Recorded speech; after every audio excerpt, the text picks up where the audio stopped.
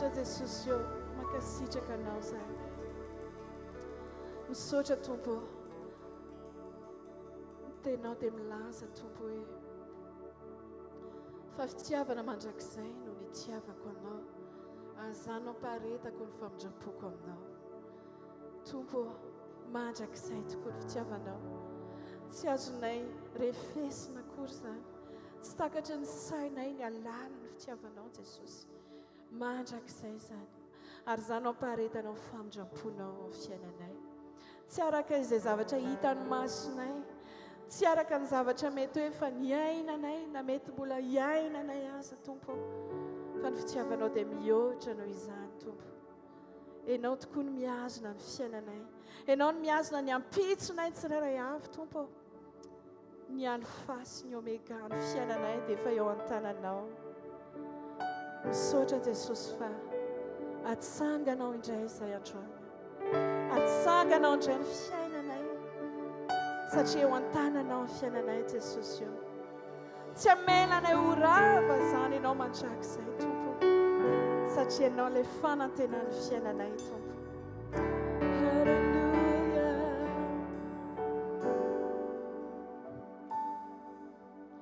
Fantatro fa tia ianao na mandaro mafiasa. Fantatro fa tia ianao tsy mafuya ianao. Fantatro fa, fantatro fa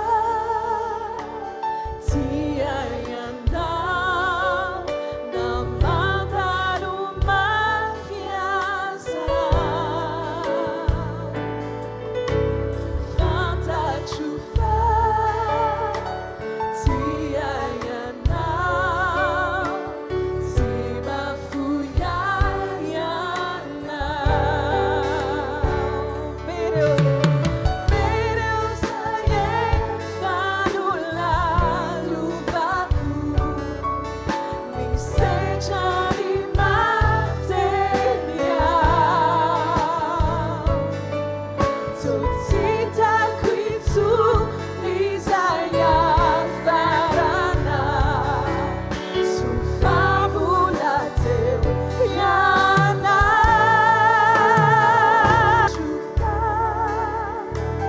tia ianao.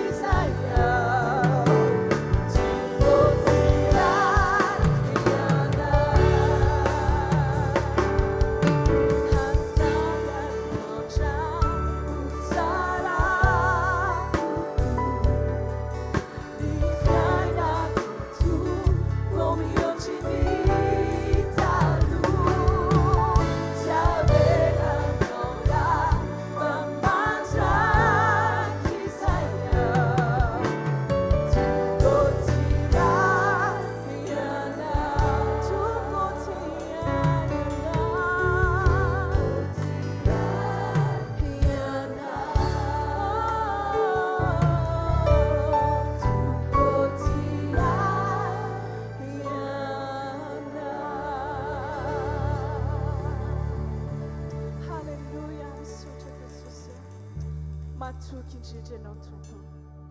Ianao tokoa ilay mpanangana fiainana tompo, ka na dia izay maty ara dia atsanganao tokoa.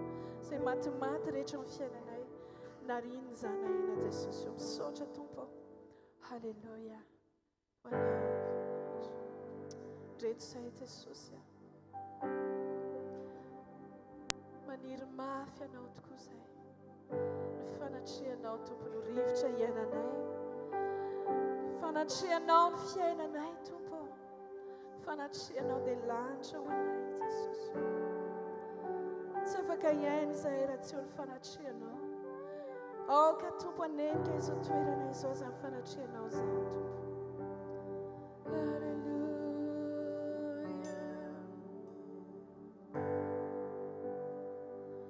Ny fanatrianao la rivotra iainako. La rivotra iainako.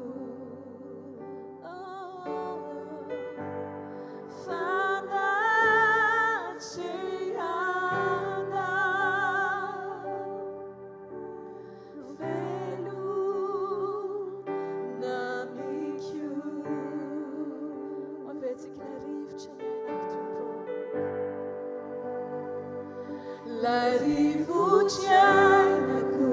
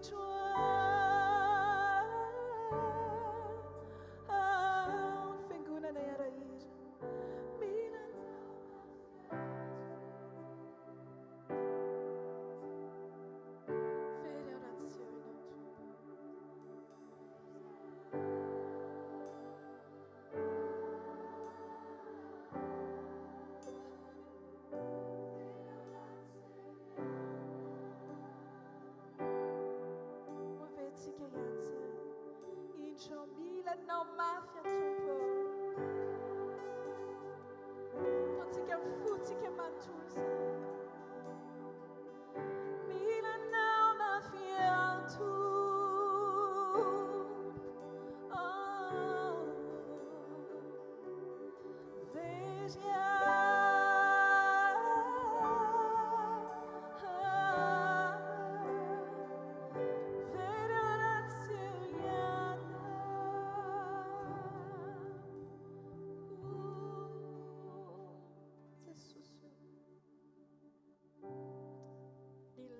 Jesosy, tsy mikro akory, tsy saina Jesosy, tsy vahoaka Jesosy, fa ianao. Ny ilainay tsirairay avy Jesosy, tsy zavatra ivelany, tsy ny ho hitan'ny olona, tsy fitiaman'olona tompo no ilainay, fa mifankasitrahanao rehetra. Ny ho hitanao, ny ho fantatra, ary ny halalanao mihoatra Jesosy. Ny halalanao mihoatra Jesosy. Ndreto izay tonga iankoka eo anatrehanao, hanome tsara indrindra tahaka ny Maria Jesosy. Tsy ahoanay manodidina fa izay dia tonga iankoka aminao. Tsy ahoanay izay maso rehetra mijery, fa ny fonay no araraka eo anatrehanao. Mandohalika eo anatrehanao izay. Raha afaka ho an'izay afaka andohalika dia ataontsika araka izany tirity hoe mandohalika eo anatrehanao izay. Mangataka ny anadahery mba nampianao antirity hoe mandohalika anatrehanao. Fa fantatro fa anao aho. Ozy ny tononkira amin'ny teny anglisy original hoe I seek the giver, not the gift. Hoe mitady anao ilay mpanome fa tsy ilay fanomezana. Dia izany toe-po entintsika eo anatrehany ao anatin'ny tirity hoe mitady anao atompo. Tsy tonga angataka fa tonga iankoka aminao ary hanomeny tsara indrindra ho anao. Hallelujah.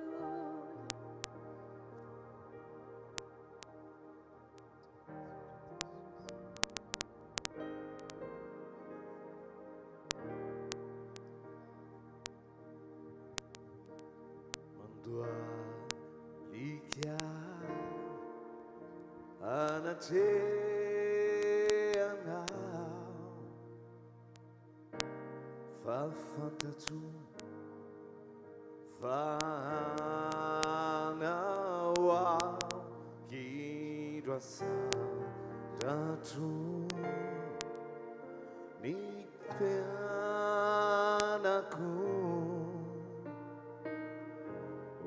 fivalino anao.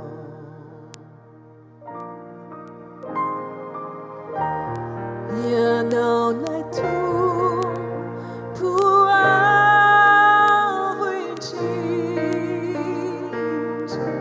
lay mpanome ny riko indrindra, gidro asandraso ny tanako, o fivalino anao. Hallelujah.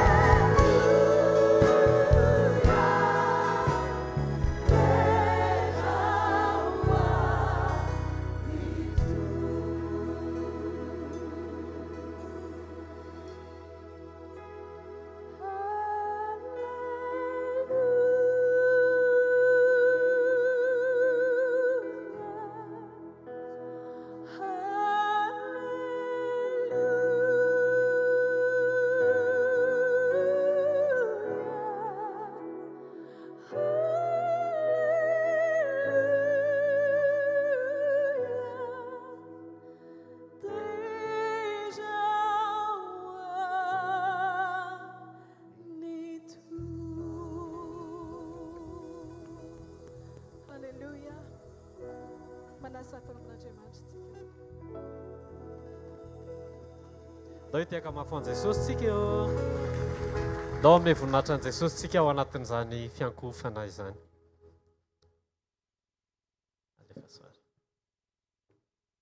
Halleluja. Ho an'Andriamanitra raiky ny voninahitra, faly miara-batsika rehetra minaraka Jesosy aloha. Ho an'Andriamanitra raiky ny voninahitra nafako mijoro vavolombelona. Fa rehefa za zany efa mizavatra efa manofo foana zany za hoe mizavatra ohatrany hoe mafy be zany izy eo. Fa tsy fantatro tsy précis le izy hoe ao amin'ny ankonako sa aiza dia mivavaka foana. Vavaka foana dia kanjo le izy ndray andro zako tamin'ny alady teo. Rehefa le vavolombelona teto iny hoe mila manao délivrance siana dia nisy feo hoe délivreo ny ankonanao. Satria misy toetra sy zavatra maro be tsy araka ny sitrapon'Andriamanitra iainan'ny zanako. Ny zanako efa manambady aman-janaka. Fa ny fiainan'izy mivady ohatrany ady lava ao an-trano, ohatrany hoe tsisy fiadanana zany. Dia ndraisiko ara hoe Jesosy meo hery ara ho aza dia tenena hoe inona ny tokony ataoko. Dia nirako izy mivady, niteneko efa nampimaniko ny alina hoe maraina be mihitsy nareo mifoaza dia manaova raha mafana fa i-délivrer anareo za dia iantso fanatrehan'Andriamanitra eo dia ho délivreko ty tokantranonareo ty tena hoe atsotsika Jesosy ho izy fanatrehan'Andriamanitra ny tokantranonareo ho Jesosy nivon'le tokantrano fa variana be satria lavitra be ty dia tsy dia tonga ty matetika zareo. Dia rehefa zay ny zavatra reko dia niantso mivady ka hoe ampio za mivavaka fa mila mivavaka tsika ho any ankonatsika. Dia vao maraina be mihitsy za efa mivavaka ny ala dia tsisy torimaso firy fa tena vavaka foana. Maraina ny andro dia nasaiko nitsangana izy dia ndany nataova raha mafana dia tsisy manao zavatra raha tsy vita aloha ny délivrance. Dia nataoko ny délivrance, vita ny délivrance dia nampandrona zareo dia natsoko ny rano Jesosy nandrakotra ny rano nampandroko azy. Dia ny vavy moa afaka mitanjaka atao hoe nampandroko fa ny lahy tsy afaka manao an'izay le vinantolako fa misorta izy ny délivrer natao amin'ny douche. Vita zay dia nidélivreko ny tokantrano dia niodikodina ny trano dia tao tokotany rehetrarehetra sy le trano anankiray le amboarina ny zandrinay. Dia vita ny délivrance dia mahita fiovana efa tonga dia teo ihany dia nahita fiovana. Tonga dia mahita fitiavana, mahita fifaliana eo amin'izy mivady dia tena faly be dia latsinainy nandeha mivoaka taty amin'ny vila satria misy zandriko tsenaina dia nandeha nanao an'izay commission zay. Zay moa ny ambato amin'ny rahavavy ihany no mipetraka eto. Dia rehefa tonga ny lakamisy zany efa prévu miona amin'ilay mpanao trano rehetrarehetra zay. Dia ohatra misy zavatra tsy mapetraka na ny alarobia fa mitsamboatra be ambony fandriana ako ny alarobia atoandro be. Dia lasa tonga dia mivavaka hoe Jesosy misy inona ampio tena apahitao bebe kokoa hoe misy inona zavatra hitranga. Dia mivavaka foana. Dia lakamisy maraina ilay zay nakany ambato rahavavy amin'izay izy nareo. Niditra n'ilay tanàna zay dia gaga be zany hoe nadio be ny tanàna le toerana ho fa nisy nandoro. Zay zany nieritreretiko. Madio ny tanàna. Dia vao mivoaka n'ilay tomobile tonga dia fa accusation be nataon'ilay rangahy hoe miaraka amin'ny quartier mobile. Avoa ny zanakao fa higadra izy androany fa satria hoy izy mandoro tanety tsy mety mihitsy ny ataony. Dia za tena mipehebe mihitsy nijery anazy tsara toy izao hoe miaraba tompoko dia efa inona ho any zavatra nitranga aloha aza vao. Nidorany tanety nidorany raha tsy mifokon'olona mivoaka teo dia ngamba dia asa izay nitranga. Dia avy eo dia natsoko ny zanako fa inona zavatra niseho. Tsy fananiko reny fa nandoro fako teto. Eritreako hoe arabe no manelanelana dia mbola eny ampiteny fa tsy fantatra mihitsy zany hoe inona ny antony fa afo aty ve hipitika any. Dia tonga dia rakotra fa raha tsy tena hoe mifanatrehan'andro tena hoe teo Jesosy. Tsy takatra ny sainy zany alina be ohatr'izao i manodidina rehetra sady misy doany eo akaikinay. Fa nihitatra be ny afo ny tokotanin'ny olona ny fefy. Fa voaro tena hoe naneo vonany Andriamanitra hoe tena tsisy an'izany fafambaraka zany eo amin'ny ankonanao fa mijoro tsara. Aiza vela hoe mitokantrano ilay zaza dia avelantsika fotsiny fa mitondram-bavaka foana. Joro foana hoe tsy hoe misy ditra ny ataon'ireo zanatsika hoe na misy adalàna dia hoe ka satria nareo manala baraka na fa za ve izao dia manala baraka ny Jesosy fa zao foana ny be teniko hoe aza manala baraka ny Andriamanitra izay fandraisinao Jesosy efa fandraisinao anatinao. Meo voninahitra foana izy naiza iza misy atsika mila manome voninahitra n'Andriamanitra foana tsika hoe malahelo ngely efa namasinao anatintsika raha tsika medaladala mila mijoro tsika na ny ankonatsika. Rehefa mananatra iza tonga dia hoentina mifo fa raha mifatezerina amin'ny zavatra ataon'ireo zanaka antsika ireo a tena mila mitrotra ianao fa zao hoe tsy anjarantsika manova azy ireo fa rehefa mivavaka tsika dia omentsika tempitiavana izy a dia saintsika mitenin'Andriamanitra ihany any tsitsikan'izy ireo a dia miasa Andriamanitra fa raha zany zavatra zany tsy napetraka teo pelantan'Andriamanitra tsy haiko izay zavatra an'izao fa tena alabe a fa voafely afo rehave moa misaotra mifokon'olona za hoe tena mankasitraka ho afa dia ino izy nareo ny tenin'ny olona zany koa mila zavatra tandremantsika raha tsy mirehare sanatria zafady tompoko tena mpanetretena fa raha tsy mifisiko teo amin'ny toerana io hoe miara-maimonina man'olona fa raha ny zanako tena tsisy nijery teo nisy ny teny mihitsy ny teo hoe avelao eo dia avelao fa raha vao may eo ny tranonay dia mandoa e avelao fa izay misy manampy azy fa tsy navelan'Andriamanitra an'seo zany fa nataon'Andriamanitra ny kasino ny fony tsirairay avy a fa monjy namono afo a nakarano ry alohandoha rano ry dia tonga dia samy namono fa tena hoe joroa tsara ho an'Andriamanitra mivoninahitra. Alleluia. Mandosy rahalahy.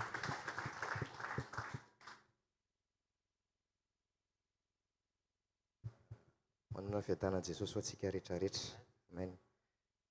Voninahitra moa an'i Jesosy Kristy irery ihany no hijoroana eto a hitondrana hanomezana voninahitra an'i Jesosy. Za dia rado ny anarako tanora ao amina fiangonana anankiray, fiangonam-pifoazana anankiray a. Dia fa nandritra ny taona maro ny vavahako tao amin'ny fiangonana mpifoazana anankiray io, izay mianatra be momba ny batisan'ny fanamasina, mianatra be momba ny don fanomezam-pahasoavana. Fa ny zavatra kely nampalahelo ana rehefa tena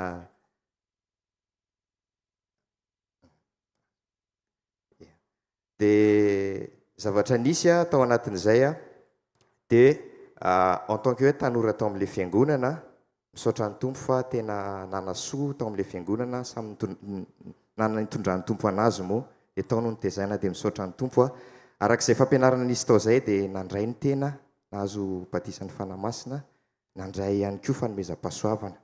Fa iny ny zavatra nisy rehefa nandeha ny fotoana dia izay moa amin'ny mahatanoranay dia misy fiangonana zanam-piangonana ny ambanivohitra sy ohatr'izany manasa zany hoe mba tongava aty. Dia nanana laza be mihitsy ny tao amin'ilay fiangonana tany amin'ireny fiangonana zany hoe re tanora ohatr'izao reny tena ampiasain'Andriamanitra reny. Dia ny elibe nanerana ny fiangonana ny lazan'ilay gropina tanora mpanao évangélisation sy ohatr'izany zany. Zavatra nisy nefa dia zao rehefa mandeha any zay dia tena miasa tokoa Andriamanitra, ampiasain'Andriamanitra tokoa. Fa ny zavatra tsy karotra nefa za manokana no mahita an'ilay izy. Manana fiainana atao hoe double face eo amin'ny fiainako. Eo amason'ny mpanompon'Andriamanitra sy ny mpiara-manompo hafa be mihitsy. Tena hoe masina be tena hoe olona ampiasain'Andriamanitra be ary tsisy manana eritreritra hoe za manana fiainana ratsy any ambadika. Kanefa any ambadika dia zao rehefa ny ampiasana zay moa miaraka amina teknisianina sy ohatr'izany sortant polytech sy ohatr'izany reny daholo tsy lamboto dia misotro toaka dia ianao zany tsy mahatohatra an'ilay izy fa nanana an'ilay fiainana mpisotro toaka taloko ianao rehefa miaraka amin'zareo ianao dia lavo miaraka amin'ny fisotro toaka koa. Ankoatran'izay ihany koa tao anatin'ilay izy misy olona izay efa saika atao hoe nahafaty hitako foana izy isan'andro ny sariny sy ny tahaka izany ary za dia tsy mety namela ny olona io mihitsy. Voaingana kely no resen'Andriamanitra lahatra hifamela tamin'ilay olona dia saorako ny tompo fa vitako ny famela taminy. Alleluia. Ankoatran'izay fahotana manaraka dia niaina tao anatin'ny hoe fifandraisana ratsy, tsy ndriky hoe ratsy tamina vehivavy nefa zay io mandehandeha mitory filazantsara io rehefa mijoro any amin'ny fitoriana filazantsara any na mamaky fiangonana dia zavatra magaga dia zao rehefa mitory teny ianao dia mivavaka dia misy manifestation ny olona rehetrarehetra nefa ny fiainako tao anatin'izay dia fiainana ratsy. Dia tonga teto ngamba vao ray volana sy tapany teo zay nanaraka toriteny teto dia tena nanindrona ny toriteny. Voninahitra moa an Jesosy. Teny ambavan'ny mpanompon'Andriamanitra nametrahan'Andriamanitra teny zay tahaka miteny amiko manao hoe atsaharo io fiainanao ratsy io. Dia nanomboka teo dia niaiky ny fahotako, niaiky ny eloko dia nibebaka. Dia Andriamanitra amin'izay nitaona avy eo nandeha ny famela tamin'ilay olona izay niteneniko teo hoe tsy vitako mihitsy ny famela aminy. na mijery ny sariny fotsiny ara amin'ny Facebook ara dia efa tena maloto be mihitsy ny foko ohatrany hoe te hamondro zany fa nasain'Andriamanitra nangataka fiaonana taminy kanefa tsy afaka ny aona izy tamin'izay fa nandefako message le izy hoe mamela anao fa nanana an'izao taminao dia za ihany koa mamela anao izy dia misaotra ny tompontsika ny amin'izany. Ary teo amin'ilay lafiny mpifandraisana rasy tamina vehivavy Andriamanitra mihitsy ny asa ny teny manokana tany amin'ilay vehivavy hoe aleo atsahatra ity zavatra ratsy fanaontsika ity. Amen. Alleluia. Ary teo amin'ilay fisotroana dia Andriamanitra namarana an'izany tanteraka samy joro olon'Andriamanitra tanteraka na eo anoloany tsy lamboto ary. Voninahitra ho an'i Jesosy Kristy rery any. Tena niaina tanteraka. Ahoana moa reto ny tsy hanamarina tena ao anatin'izany hoe ianao rehefa mandeha mitory dia tena ampiasain'Andriamanitra dia nialoka tao ambanin'iny fampiasan'Andriamanitra iny. Mieritreritra ianao hoe mety daholo ny ataoko izany matoa mbola misy vokatra ny zavatra ataoko satria izahay rehefa mandeha dia mitory dia ny olona any mangeta eta dia mandray baptême de Saint-Esprit misy miracle sy ny tahaka an'izany nefa ny fiainako dia fantako tsara fa ratsy dia teto ny nampahiratany tompo anahy fa tsy any amin'ny resaka fampiasan'Andriamanitra. Za zany raha tamin'io ny tonga Jesosy dia ny olona nitoriana voavonjy fa za tavela. Izay ny raha sy tao anatin'izy fa teto any nampahiratany tompo makasika an'izay. Voninahitra ho an'i Jesosy rery any. Nao tsika hitsangana nao tsika hitsangana dia moa izy ny tenin'Andriamanitra hoe ary izy ireo na haresy azy no ny amin'ny raha ny zanak'ondry sy ny teny filazana azy. Ilaintsika mandre teny, ilaintsika miaina teny, dia ilaintsika mamerina ny voninahitr'Andriamanitra ao ambadiky ny fanovany atsika amin'ny alalan'ny teny. Amen. Ndao tsika hisaotra an'Andriamanitra fa tsy tonga eto tsika hoe hidera hiankohoka fotsiny fa tonga eto tsika handray teny mpanitsiana, tonga eto tsika hiombona amin'ilay teny, dia tonga eto tsika handray fanafahana ao anatin'ny teny. Alleloia. Tsy haiko hoe ianao ve mba nandinika hoe taiza ny toerana nisy anao raha tsy hoe niona tamin'izao asa fanompony izao fa raha tsy nandray teny mpanitsiana napetraka Andriamanitra teny ambava amin'ny mpanompony. Tena hoe fitiavana lehibe no nomen'Andriamanitra antsika ary opportunité tombon-tsoa-pahasoavana lehibe no nomen'Andriamanitra antsika mbola hitsiana. Marina amintsika le teny hoe raha ny zanaka no hanafaka dia ho afaka tokoa, raha ny zanaka no midelivre dia ho afaka tokoa. Alleloia. Ao anatin'izany tsisy olombelona omena voninahitra, tsisy olombelona ankalazaina fa tokana no ankalazaintsika, tokana no omena voninahitra Jesosy Kristy avy Nazareta no anarany. Ndao tsika hitehaka mafy ho an'i Jesosy.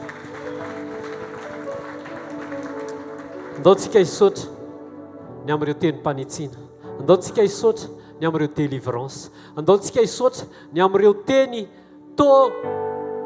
tahaka ny sabatra roa lela izay tonga dia mandratsana, tena manapaka mihitsy. Ndao tsika hisaotra fa miroso makany amin'ny fahatatairahana isika. Asandrato ny tananao dia hisaory ilay tianao, hisaory ilay manitsy anao, hisaory ilay mitarika anao amin'ny lalan'ny fahamarinana noho ny anarany. Ray amin'ny anaran'i Jesosy mankasitraka anao zahay. Misaotra fa tianao zahay, tsy tianao zay Jesosy hoe hitory fanafahana ho an'ny hafa kanefa ny tenanay raha voafatotra. Tsy tianao zay andeha anafaka ny hafa, tsy tianao zay hitory fiainana ho an'ny hafa kanefa izahay raha tsy miaina ao anatinao, tsy miaina ilay fiainanao. Androany Jesosy dia tsapanay ny asarobidin'ilay teny hoe rehefa mibebaka ianao dia andana amin'izay mampahery. Jesosy misaotra ny amin'ny fitiavanao, misaotra fa ianao no manafaka anay, ianao no manafaka ny tokantranonay. Misaotra Jesosy fa ianao no manala anay ao anatin'ireo fatorana, manala anay ao anatin'ireo geja, manala ao anatin'ny toaka, mitarika anay ao anatina fifamelan-keloka, manala anay ao anatin'ny fitiavana vehivavy, manala anay ao anatin'ny fiarahana ratsy izay tsy mitondra anay ho any amin'ny mandrakizay amin'ny fiombonana aminao. Misaotra fa ianao koa manafaka anay ao anatin'ny fiainana feno fanamarina tena. Misaotra Jesosy fa tarihanao zay amin'ny tady mahazaka amin'ny fitiavanao. Misaotra Jesosy fa tia anay ianao. Misaotra fa mitarika anay ho tanteraka ianao. Misaotra fa manala anay ao anaty fiainan-dratsy ianao. Ary misaotra fa mitahanay ianao amin'ny alalan'ny teny mpanitsiana, amin'ny alalan'ny teny mpananganana, amin'ny alalan'ny teny fiainana amin'ny alalan'ny teny fampijoroana na isan'andro satria tsy tianao isy overy izay na iray aza fa mba ho tonga amin'ny fibebahana marina. Ray amin'ny anaran'i Jesosy, omem-boninahitra mandrakariva ny anaranao.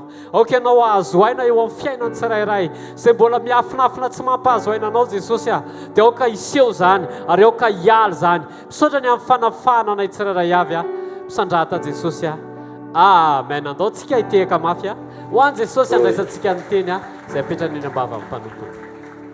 Alleluia. Andao tsika ity tanana mafy ho an Jesosy avy any Nazareta. Tiako fantatro fa Jesosy miasa ny zavatra retsika rehetra hatrany amin'ny fanombohan'ny fotoana mandra-pahatonga ny fotoana hitenenany indray amin'ny alalan'izay mpanompo irahany tiano ampitenenina. Tsy tsanganan'olona, tsy fantsona eo ampelantanany fa Andriamanitra miasa. Ndao tsika hiteny amin'Andriamanitra hoe Tompo, nona ny fanatrehanao te hifankahita aminao te andre ny teninao te hiombona aminao ao fofany amin'ny lanitra ny tananao dia mitenena amin'Andriamanitra. Tonga eto ho tsy amin'ny fahazarana Andriamanitra fa tonga eto miaraka amin'ny fofeny etaeta te hifankahita aminao. Reko ao anatin'ny foko isan'andro fa mitaridalana ao amin'ny lalan'ny fahamarinana ianao, mba halalana ao ahitana ao ahafantarana ao. Zany anefa Jesosy dia tsy tanteraka raha tsy fieniny etaeta-boky ao anakaiky anao isan'andro. Tehirizo amin'ny alalan'ny teny fiainana izay omenao indray androany mba ho fantsona nome voninahitra ny anaranao mandrakizay. Halleluja. Izantoanao ty anta fitiava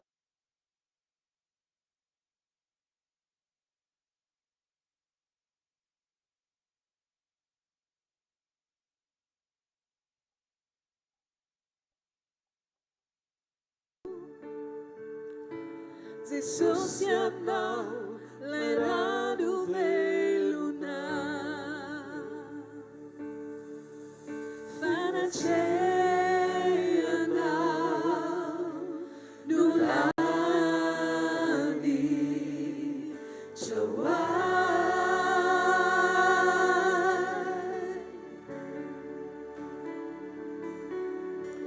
fanatrehanao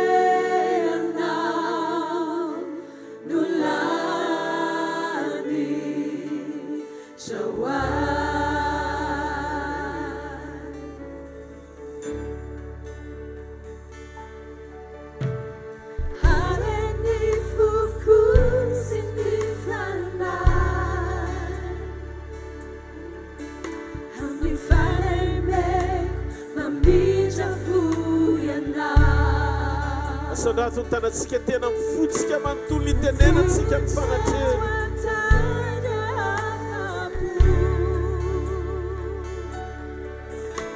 Jesosy anao lay rano velona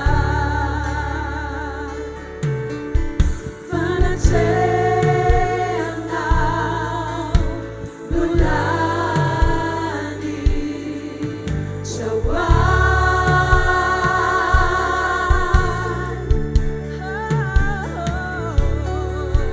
fanatrehanao no lany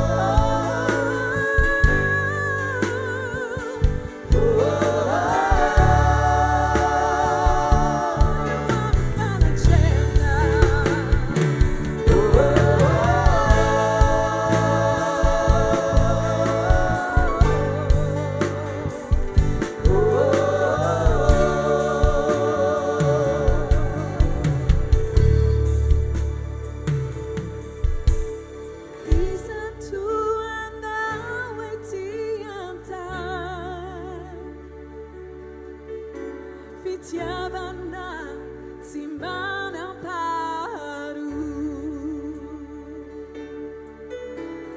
tsy misy eto an-tany afampo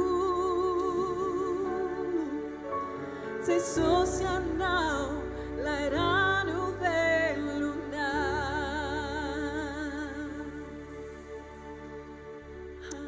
Jesosy amin'izao ora sy minitra seconde zao dia mangataka aminao zay ameno eo anatiny fonay sokafy amin'ny alalan'ny fananao masina ny sofim-panahinay sy ny masom-panahinay ifandray amin'ny teny fahamarinanao dia ao ka hatanjaka ny fanahy mamantatra ny teny fahamarinana ampitoetra ny teninao ho fiainanao anatinay manambara ny sitraponao aminay fa vonina ny aino anao zay fa aina ho an'izay mahazo azy zany ary fahasalamana ho an'ny nofony rehetra amin'ny anaran'i Jesosy amen. Andaontsika ity tanana mafy ho an'ny mpanjaka sy tompony tompo lay mitoetra amin'ny seza fiandrianana mandrakizay lay mendrika eo amin'ny fitoriana lay mendrika eo amin'ny orakoraky ny zanak'Andriamanitra halleluia sotra Jesosy sotra Jesosy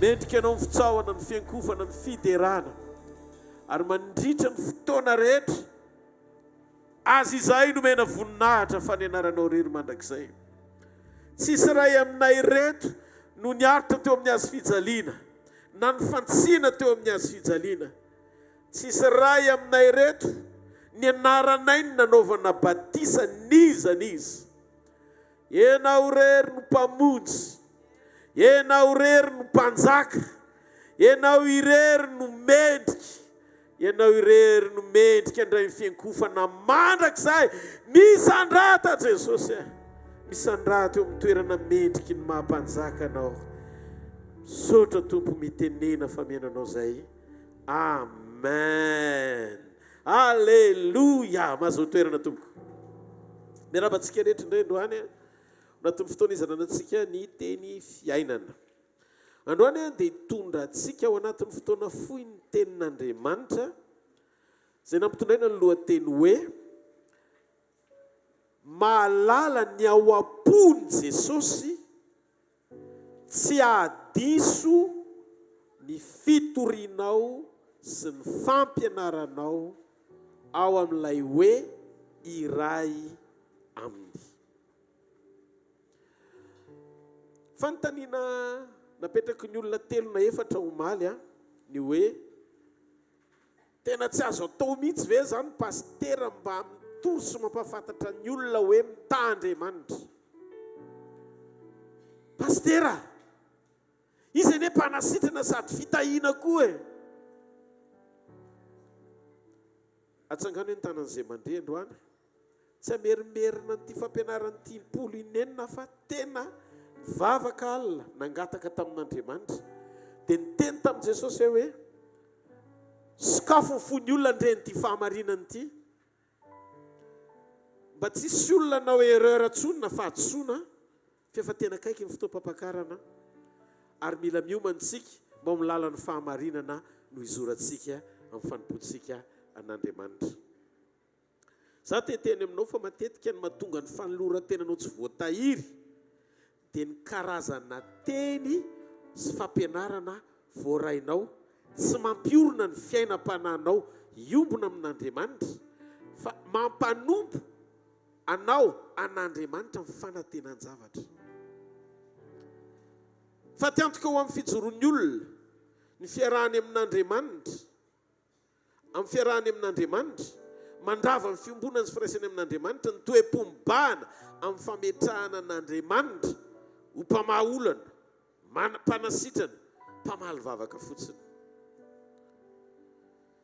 Marina fa Andriamanitra mahefa ny zavatra rehetra izy fa leo tsy izay ilayntsika azy no antony natonatsika azy le antony raison aoka tsy izay ilantsika azy no antony anatonatsika azy fa misy fiatraikany eo amin'ny fanoloran-tenanao zany.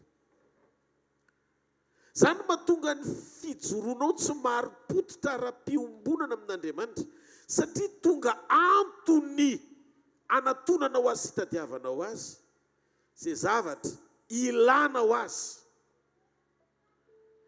Aoka mba hoy izy no antony anatonantsika azy no zay nataony fa tsy zay hitadiavantsika azy.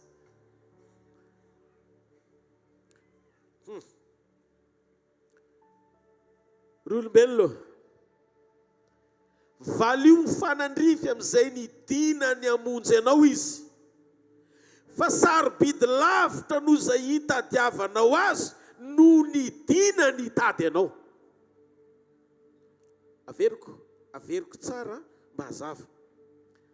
Valio Andriamanitra mifanandrify amin'izay nidinany hamonjy anao, fa sarobidy lavitra no zay hitadiavanao azy no nidinany hitady anao. Zao no toko fahatelo andiny faina ambin'ny folo. Fa toy izao ny tiavan'Andriamanitra n'izao tontolo izao, nomeny ny zanany lahy tokana mba tsy ho very zay rehetra mino azy, fa anana fiainana mandrakizay. Romanina toko 9:2-3 hoy izy ny ten'Andriamanitra, zay tsy niaro ny zanany lahy tokana dia Jesosy. Nomeny Jesosy hamonjy antsika. Dia hoy izy Paoly, tsy omeny maimaimpona miaraka amin'ny Jesosy kiova ny zavatra rehetra. Rehefa mandinika isika ny tanjon'Andriamanitra nidinany hamonjy antsika dia fitiavana. Fitiavany antsika tsy ho very mandrakizay. Very ny olombelona Andriamanitra fa tsy very ny zavatra rehetra Andriamanitra. Mila fantatsika tsara fa tsy misy fanomezana avy amin'Andriamanitra ambony no ny ainy, ambony no ny ainy sy ny tenany zay natolony ho faty antoka ho azy mba amonjeny antsika. Tsy misy zavatra sarobidy no ny ainy amonjy anao, andovanao fiainana mandrakizay. Ary tiako fantatrao ry kristianina fa ny zavatra sarobidy aminao no torianao.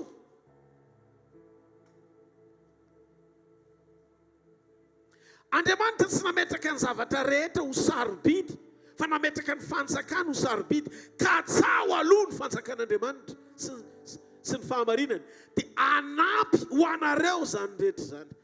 Misy zavatra nataony anampy ary misy zavatra nataony ho katsahana. Zay zavatra katsahana no nasainy toriana.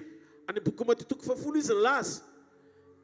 Mandana hozy izy dia torio fihafakaiky ny fanjakan'ny lanitra. Fibebahana, famonjena no sain'i Jesosy. Toriana ny amin'ny fanjakana. Fa ny zavatra rehetra natao anaraka. Ny vesatra, ny asarobidy ny zavatra mba hanao anatin'ny olona manokatra ny vavany hitory zay zavatra tsy asain'Andriamanitra ho toriany fa manaraka. Ho fanampiny ao am-pon'Andriamanitra ho an'izay mino sy matoky ary manaraka azy. Tsy manantona an'Andriamanitra tsika mba hazo vola na nakarena, fa manantona azy tsika mba ho azy sy hamaly ny antsony noho izy fa tsy zavatra hafa.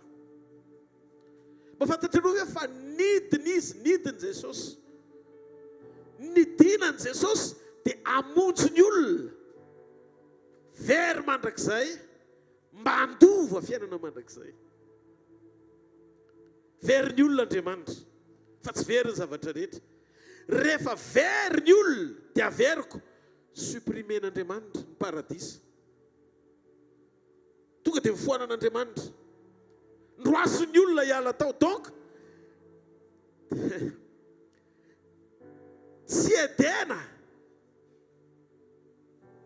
ny sarobidy amin'Andriamanitra, fa ny olona sarobidy amin'Andriamanitra. Aza manery an'Andriamanitra ao anaty tsy famendrena, hitady edena hivela ny fiombonanao amin'Andriamanitra.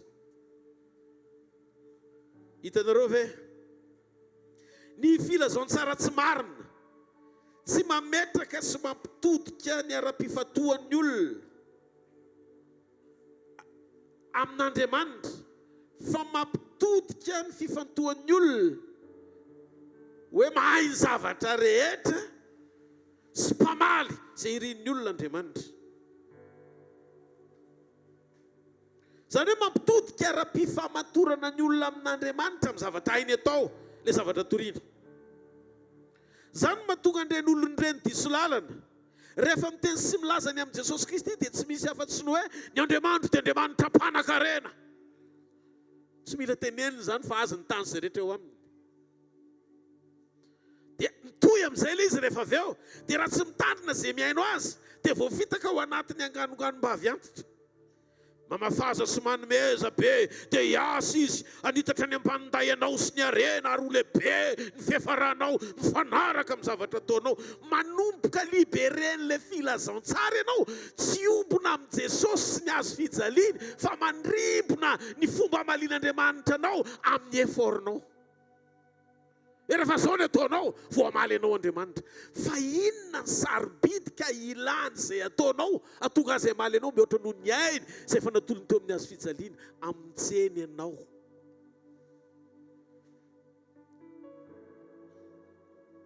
Tena mivily lalana ny fifantoan'ny olona. Manjary hafa amin'ny fandresendahatry ny fo manantona an'Andriamanitra, satria tsy ilay filazaon-tsara nasain'i Jesosy toriana ny zaraina, fa zavatra hafa. Enoy izay nanaraka amin'ny fampianarana omaly, enoy kely. Manjary izay zavatra nolazain'i Jesosy, manjary ilay zavatra nolazain'i Jesosy, tsy nahafeno ny fepetra mahatateraka an'ilay mpanan-karena tena araka azy, fa sakana ho an'io tovolahy io no lasa motivasiona antony hitadiavan'ny olona an' Jesosy.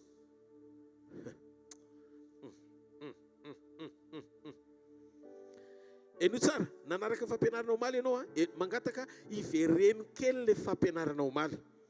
Ao amin'ny boky Matio, vakiko ivereno kely vetivety fotsiny le Matio, ovakiko dia ho fantatra hoe ohatrany ahoana le scénario, le zavatra nitranga tamin'izany sy ny fomba nitenenan'i Jesosy, amantarantsika tsara ny ao am-pon'i Jesosy, melohan'ny toritsika an' Jesosy sy ny fahamarinany zavatra izay sain'i Jesosy toritsika hoe ara-dalàna. Tena izy hoe zavatra zarain'i Pasteur Rodolphe, sa falenohatra be fotsiny izy izay zavatra mety torian'ny sasany. Eto tsy manao attaque personnel na olona mpitory filazaon-tsara na asa fanompona, fa eto mijoro mizara n'izay fahamarinana nambaran'Andriamanitra tamiko, mety hampangidy sofina anao ilay izy, fa za te nomana ny fiangonana ho amin'ny fiverenan'i Jesosy. Fa andao hita lalina kokoa tsika. Mateo 5:20. Aleluia sa tsy aleluia aloha e.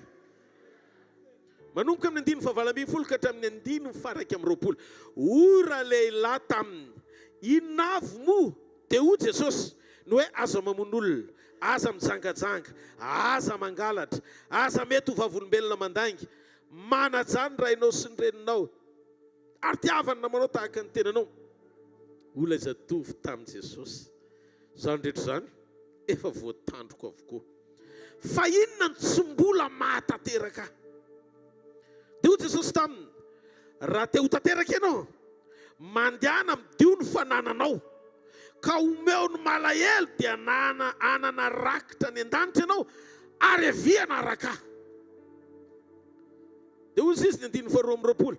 Fa noho nandray zany teny zany ilay zatovy, dia niala tamin'ny alahelo izy satria nanana fananana be. Dia hoy Jesosy tamin'ny mpianany, lazaiko aminareo marina tokoa fa sarotra ny dira manan-karena amin'ny fanjakan'ny lanitra. Ary ho zao aminareo indray, ho moramora kokoa ny diran'ny rameva amin'ny vody fanjaitra noho ny diran'ny mpanan-karena amin'ny fanjakan'Andriamanitra.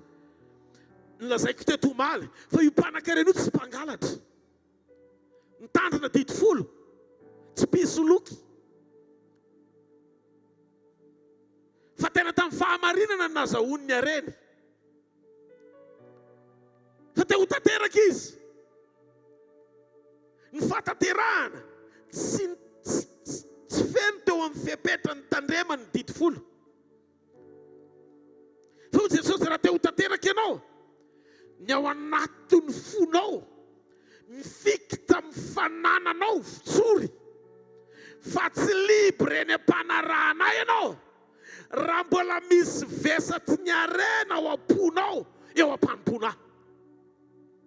Raha diky te-hiteny Jesosy fa tsy tokony izy zavatra fa iankinana ny olona tanteraka eo am-panompona n'Andriamanitra akoatra azy.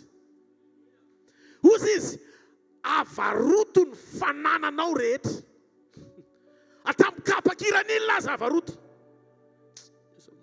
Zavatra tsy azonao. Omeo malahelo fa tsy omeo aty. Tsy ny fanananao no ilaiko fa ianao ny tiako libre eo am-panarahana. Tsisy vesatra miazona ao am-ponao zao tontolo zao zay mife sy mbola misalobona tianao ialokalofana akoatra ny fisiko. Votsoro mamana dia anaraka ny Kristy ianao. Dia masonareo ve iza ny teneny io? Iza ny teneny io? Aoka ny tenin'ny Kristy hitoetra betsaka ao anatinareo. Jesosy ny teneny io. Inona ny ao am-pony?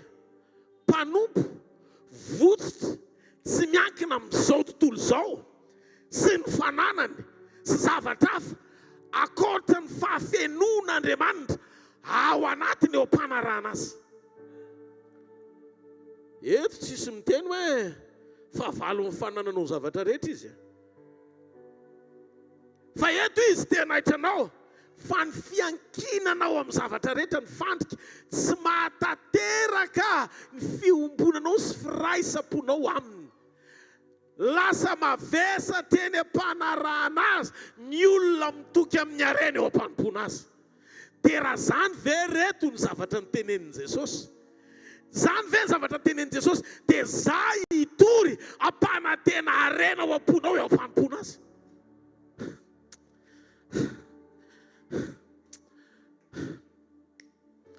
Enoy.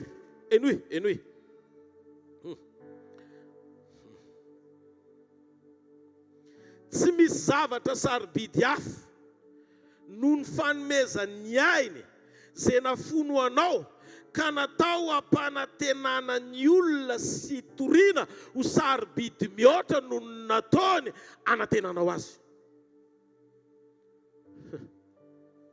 Averiko.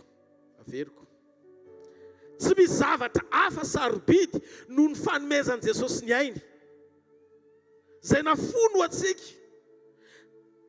Ka zay zavatra zay no ampanantenako anao sy toriako aminao satria manan-danja mihoatra noho ny zavatra sarobidy indrindra aminy efa nomeny anao mba tokony ho raisinao. Zay no tonga Paoly ny teny zay nanolotra ny ainy hamonjy atsika. Tsy omeny maimaimpona miaraka amin'ny fandraisantsika azy va ny zavatra rehetra. Ny zavatra rehetra natao anaraka ny olona tena nandray an'i Jesosy ary tsy hamatotra ny olona manana an'i Jesosy. Ianao libre eo am-panompona azy, tsisy vesatra na fiankinana amin'izao tontolo izao. Ny tena mampahazo aina n'Andriamanitra. Ary ozy izy Jesosy rehefa izay manomboka mitranga ao anatinao izay karazana toetra anankiray izay. Miarabanao Andriamanitra ny felicité anao izy fa tafiditra ho isan'ny olona anana ny fanantenana fa miaina amin'ny fahataterahana ao amin'ny sitrapony ianao. Ndao ity tanana mafy be ho azy. Mahafantatrao ve? Fo miraikitra amin'i Jesosy ny tanjon'ny filazantsara.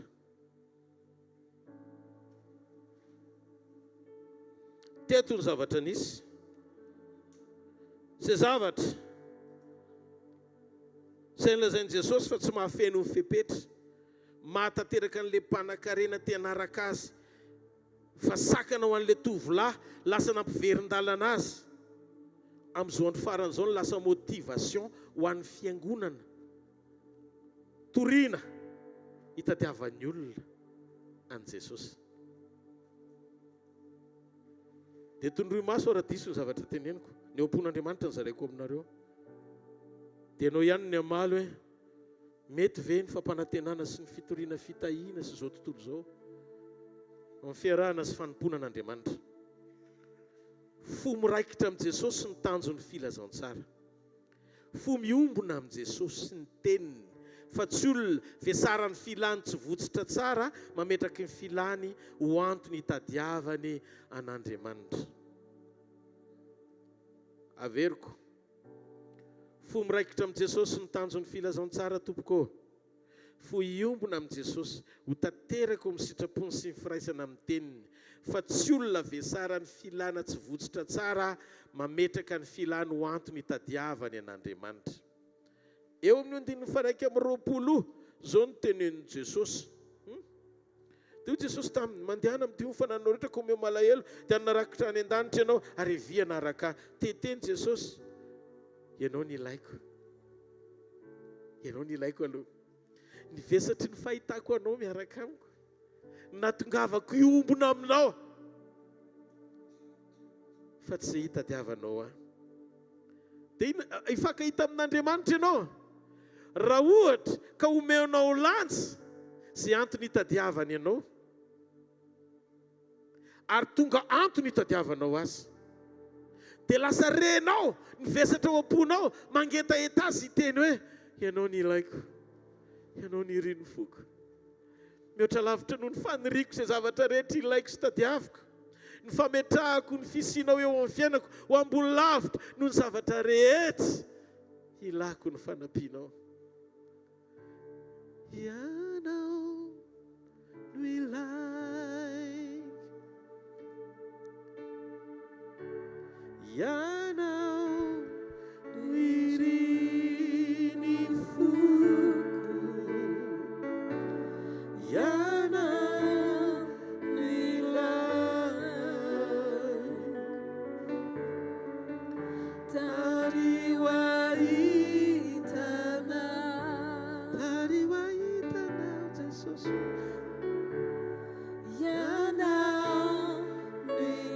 Tena tovy amin'ny fonao izay teneny Jesosy, ianao ny ilaiko. Ianao no iriny foko, ianao no ilaiko, tariwaitana. Jerinareo ne ao amin'ny Hébreu 12:15 izy dia miteny, aoka tsy ho amin'ny fitiavam-bola ny toe-tsainareo. Inona no hamaritra ny toe-tsain'ny olona atao hoe mpino? Dia za te hiteny aminao, nisy idirany sy fiantraikany amin'ny zavatra torianao sy ny mpianatra izay miaino anao. Ny anova ny toe-tsainy izay miaino anao hifanaraka amin'izay zavatra andrasan'Andriamanitra asainy toriany izay mpitory ka zarainy amin'ny kitsim-po amin'izay olona tonga hiaino azy. Raha diso ny mesazy ny hafatra sy ny fampianarana dia diso koa ny fandraisan'ny olona amin'ny finoany sy ny fijeriny an'Andriamanitra. Ny vavolombelona teo teny nanovan'le rahalahy fa tsisy pastera miditra tsehatra ao anatin'izany na kely aza, fa tonga fotsiny le teny dia namango ny fony. Dia nanana fahatsapahateny izy hoe ortony tsy mety zany mandeha gona amin'ny toro filazantsara zany nefa tsy ao amin'ny sitrapon'Andriamanitra. Ary ny amin'ny fifaliako jeune kely ohatr'ireny ho tehirizin'Andriamanitra hatramin'ny farany eny ny tanora rehetra. Alleluia! Rehefa vangy mifanahy masina tena tonga dia mandray fanapa-kevitra dia miova. Zany no atao hoe finoana velona avy amin'ny teny azo andraisana lesona ho an'ny rehetra. Satria tamin'ny voalohany Andriamanitra dia efa manomboka miteny amintsika foana, miteny amintsika foana mandrapatonga eo amin'ny teny. Reny témoignage ireny hoe voamay reny vavolombelona ireny mampiorina antsika bebe kokoa. Halalantsika hoe kay zany le teny reko dia misy ny karazana teny mampandriadrisa fotsiny ny ainao anaty fanompona, mahita vokatra.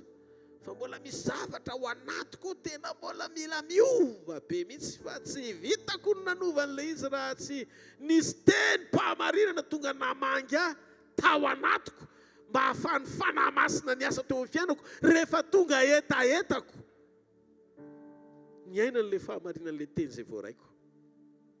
Ka le izy misy ozy izy Jesosy aoka tsy ho fitiavam-bola ny toe-tsainareo. Misy toe-tsaina tiany Jesosy hovaina ary io toe-tsaina io tsy miova raha mbola vola ny torinao. Raha mbola vola ny torinao, vola no ampanantenainao.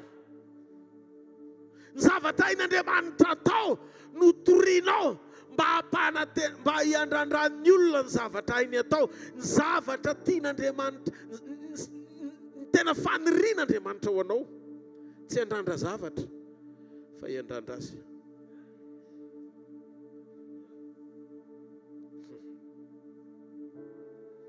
Tsy ova mihitsy ny toe-tsaina.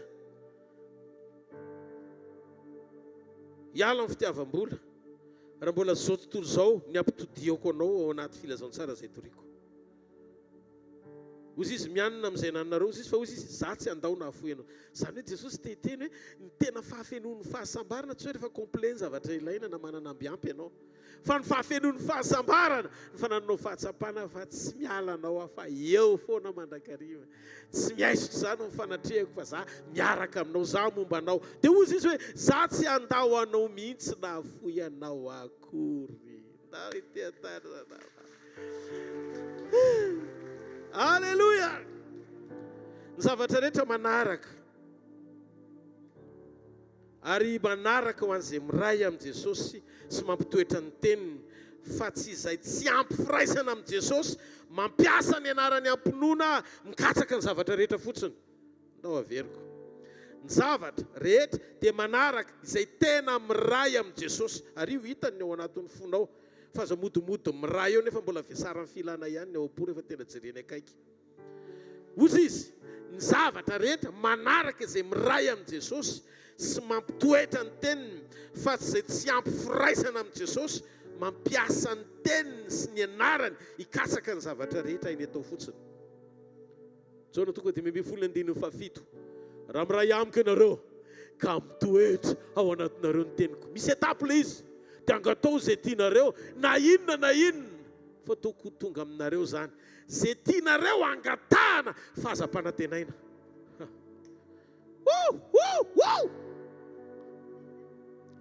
Raha miteny Andriamanitra hoe angatao izay tianareo na inona velarin'Andriamanitra ho an'ny olona ampifiraisana aminy sy mampitoetra ny teniny ny fahafahana mangataka ny zavatra rehetra na inona.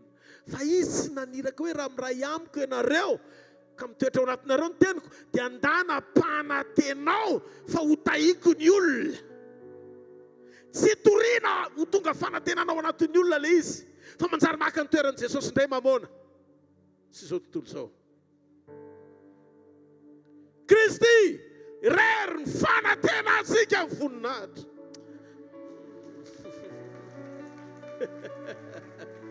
Zao ao anatin'ny fotoana mampipololotra ny tenim-pahamarinana ohatr'izao, manomboka menatra ny devoly satria ireo deviasiona familin-dalana ara-pifatohana mamily ny finoana sy ny fiankovana ho amin'ny zavatra hafa ankoatra an'Andriamanitra dia voafafa ao anatin'ny tenim-pahamarinana avokoa. Voafafa. Filazantsara dia tsy toriko ho amin'ny tanjona mpanankarenan'ny olona ara-materiel. Tsy izay ny tanjony tena filazantsara. Ny filazantsara marina dia maneho fa mbola maro ny olona no miteny fa Andriamanitra dia Andriamanitra manankarena. Amatompo ny zavatra rehetra azy dia ilay fanantenantsika n'Andriamanitra no mampisahatra antsika, fa tsy ny fanantenantsika ny zavatra rehetra ain'Andriamanitra atao eo amin'ny fiainantsika. Oka aloha zava aloha izay resaka izay. Izay tokoa ilay izy ary jereo ny tany izay rehetra eo aminy, ny diamondra, ny volamena, ny zavatra rehetra, an'izy an'Andriamanitra. ary za teteny aminao ambony lavitra noho izany ianao mbola tsy versaina mbola ambony noho ny diamant zany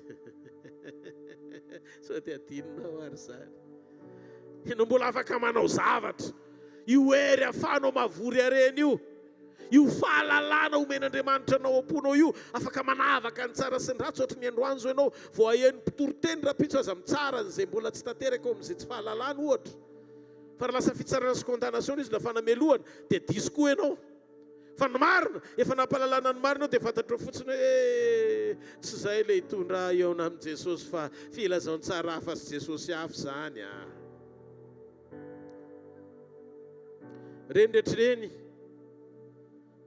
dia mila fantatsika fa ty zao tontolo zao ty dia nomen'Andriamanitra ho an'ny olombelona rehetra fa tsy eo an'ny kristianina irery ihany. Vokatry ny fitiavan'Andriamanitra n'izao tontolo zao dia nomeny azy zao tontolo zao. Tiany olona rehetra Andriamanitra, jereo fa ny olona mpanan-karena be eto ambony tany tsy kristianina. Mety olona tsy miraharan'Andriamanitra mihitsy azy.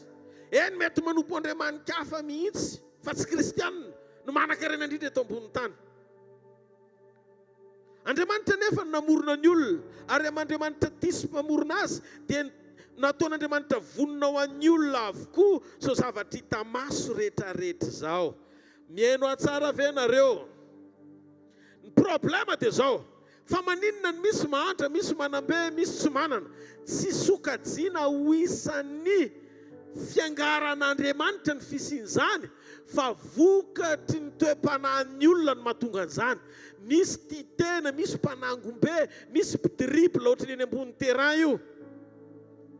Fa tsisy idiran'Andriamanitra no mahatonga ny sasany manana na tsy manana. Fa ny zavatra iainana eto ambony tany nomen'Andriamanitra iainan'ny olona ny zavatra rehetra isitrahan'ny olona maha-Andriamanitra azy. Dia mba fantatrao ve nataony vonona meloa edena vao nanao an'i Adama izy. Mihaino tsara ve nareo? Dia jenao le raisonnement de voule ketriny izy fa raha mandinika baiboly tsara ianao dia tratra ny famandrian'ny olona be dia be amin'iny lalina ny filazantsara ho fampanantenana an'izao tontolo izao. Eny le izy Andriamanitra namorona ny edena aloha vao i Adama. Dikan'izay Adama natao hamantana zavatra efa vita. Andriamanitra responsable na tompona andraikitra ny Andriamanitra ao. Mihaino tsara ve tsika? Enoy manaraka tsara. Matoa natao melo, zay ny tao am-pony, mamantatra ny ompon'Andriamanitra. Dia tsy natao ho katsahana fa natao ho vatanana.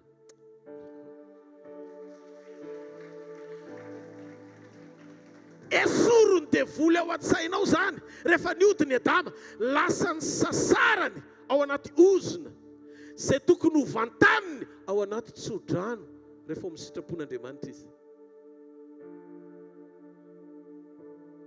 Dia ndo amin'izay tsika mieritreritra fa iza ny maniraka mpitory ampanantena zavatra efa nataon'Andriamanitra hivantanana fa tsy natao ampanantenana.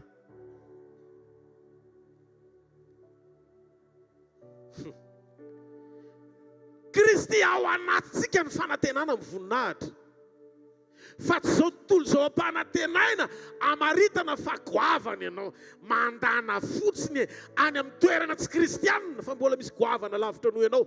Ka raha mbola misy dinga ny hita maso amaritanao ny atao hoe fanambinina sy fahalebiazana tsy ny moyen na ny zava-misy ara materiel eto amin'ity zao tontolo zao ty. Satria raha mbola misy jentilisa manina noho ianao dia inona ntsony no hitehirizanao an'i Kristy ao anatinao satria lasa tsy fanaperana ntsony Kristy fa latsa-danja amin'ny fahabetsahany zavatra ananana. Nefa Kristy raha mitenynao ny teniny laza hoe inona moa ny soazon'ny olona nanana ny ary zao rehetra zao fa very ny ainy. Ny tena fahasoavana tsy miankina amin'ny fanananao ny zavatra rehetra fa ny ainao voavojy ao amin'ny Kristy.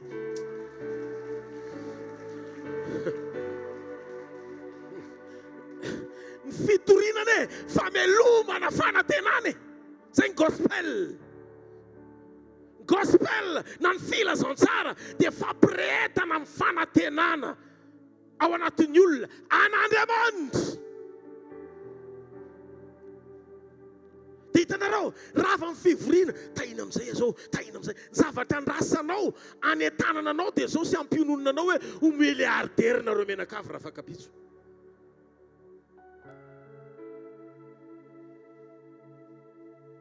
jora eto mafy be ny zavatra toriko androany fa fanamasina ny manindry androany iteny an'ity fahamarinana ity ho va io fitoriana io. Aza misaina hoe manentsika ako na mitsara tsy miatake nizaniza ako ary tsy mitsara nizaniza okane ny teny zay renareo ny amango ny fonareo tiako taole ho any tate.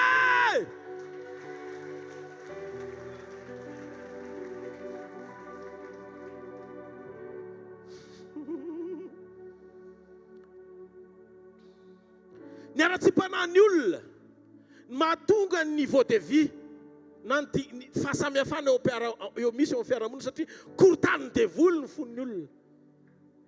Lasa tia tena mitoky amin'ny zavatra ananana te hiavaka noho ny hafa tsy tia mizara toetra daholo.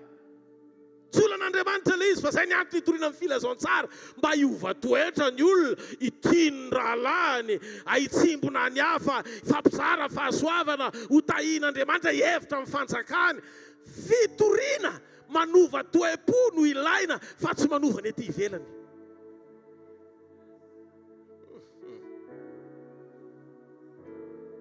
Tiany olona rehetra izy. Andriamanitra nefa namorona ny olona amin'ny Andriamanitra tia sy mpamorona azy dia nataony vonona ho an'ny olona izao hita maso rehetra izao. Jesosy teto an-tany tsy mbola nitory nampanantena ny olona n'izao rehetra izao. Ny apôstôly koa ndana avakeo fa tsy mbola nisy fitoriana mivantana ny tenenana hoe tonga tao tokantranony Epafra ohatra Paoly dia niteny hoe Epafra satria nandray anay isan'andro dia tombo ny fidiram-bolanao ary tena eo papana ny vata fitehirizanao. Epafra tena raha zao ataonareo zao teo milliardaire nareo menakavy hvkl-mission tsisy an'izany aho. Kristy mpanantenana azy. Fa rehefa miombona amin'ny Kristy izy men'Andriamanitra fahafahana malalaka tsy ankina aminao.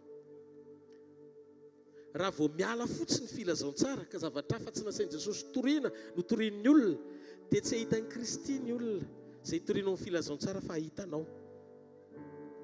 Nefa ianao mandalo fa Kristy mitoetra mandrakizay. Ary Kristy ny eo amin'ny olona farany fa tsy ianao na ianao koa raha mbola eo amin'ny Jesosy rehefa avy eo. Dia izay ilay mahatonga ny Jesosy ny teny hoe betsaky ny toko fa nampiasaina nefa tsy fantany satria tsy tao amin'ny sitrapony toe-pony toriany sy nijoroany ho an'Andriamanitra hatramin'ny farany. Ndao isaina fotsiny fa matony fitainy melony tany dia tsy natao hokatsahana fa natao anaraka no many no an'izay rehetra mikatsaka ny fanjakany. Fanjakany aloha katsao aloha ny fanjakan'Andriamanitra sy ny fahamarinany fa hanampy ho anareo ny zavatra rehetra.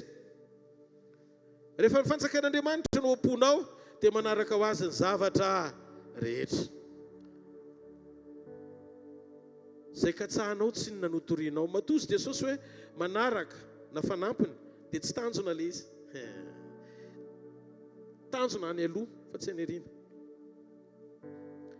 Toroy ny fanjakany ambarao ny famonjeny fa very ny sarobidy indrindra Andriamanitra. Dia iza le very tadiavin'Andriamanitra? Ianao ny tadiaviny. Hita amin'ny toe-pony zany na tamin'izy niresaka tamin'ilay mpanan-karena. La rehefa manao fanoharana inona moa ny soa azon'ny olona. Dia nefa ny fahasoavana be ny voarainareo fa navita trano 5 nareo menakavy rehefa maty amin'izay ilay trano 5 tsy hainareo tsony. Tsy fahasoavana zany. Ny zavatra nananao androany melasy tsy sokajiana kory hamaritra ny alehibe ny fahasoavana tian'Andriamanitra ho tenenina aminao. Anisan'ny fanomezana ilay izy isitrahana eto tany amin'ny fandalovanao eto fa aza pakafy sy mpamaritra ny zavatra rehetra iainanao sy henananao eto tany ho sarobidy no fanomezany dia ny ainy mato anao mba hamonjy ny ainao. Azay na tonga Jesosy ny teny mampitodika eo anatin'ny zavatra zarainy hoe ozy izy hoe aoka ozy izy mba tsy amin'ny filan-javatra na ny fitiavam-bola ny toetsainareo. fa inona moa ny soa azonareo na ho azonareo ary zao tontolo io tsy niteny hoe tranoray a zao tontolo zao kanefa ozy izy very ny ainareo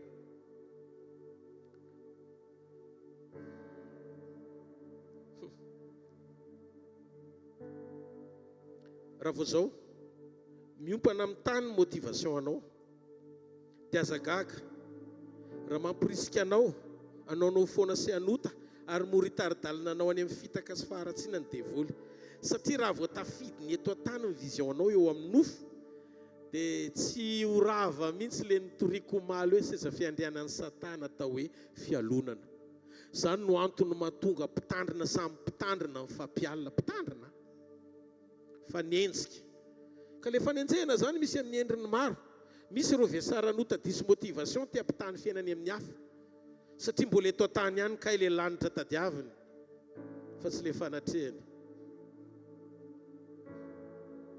tafiditra ho azy ny fangidiana raikitra koa ny fitiavatena miaina amin'ny tsy fahamarinana na fiangonana azy miaina miafina ao anaty fanitrana ra-panalalina ny fiangonana satria filazaon-tsara hafa notoriana valio no matery an'Andriamanitra azafady tompoko fa izany ny sarobidy sy ambony indrindra aminy tonga Jesosy amonjy ny ainao tsy hidina ny andavaka very atsika izy fa tsy very ny zavatra rehetra izy tonga izy récupéré na merina ny endriny izay very tao amin'ny adama nidina naka ny endrikao izy nao ny ajanantsika ny lioka toko faharoapolo lioka toko faharoapolo ny andino fa efatra amin'ny roapolo fotsiny ka hatramin'ny andino fa dimy amin'ny roapolo andinony roa ihany fa tsy andeha lavitra be tsika mampiseho ozy Jesosy denari amiko volany denari aniza moa io sary io sy soratra eo amin'io dia hoy ireo any Kaisara dia hoy Jesosy taminy aloavy any amin'ny Kaisara ary zay ny Kaisara ary ho an'Andriamanitra zay n'Andriamanitra fa tsy niteny Jesosy hoe aloavy ny an'Andriamanitra raha niteny izy hoe aloavy dia mitovy lenta amin'le etry fa le vola nisy ny sariny Kaisara le sary ny tiany Jesosy ho tenenina hoe averina any amin'Andriamanitra fa le volan-dohavaketra ny tiany Jesosy ho lazaina hoe avereno any amin'ny Kaisara aza fangaro Andriamanitra sy Kaisara Kaisara mametraka sary eo amin'ny vola satria mila vola fa Kristy le sary eo amin'le vola no averina le endrika Andriamanitra very mba hiverina eo fiainan'ny olona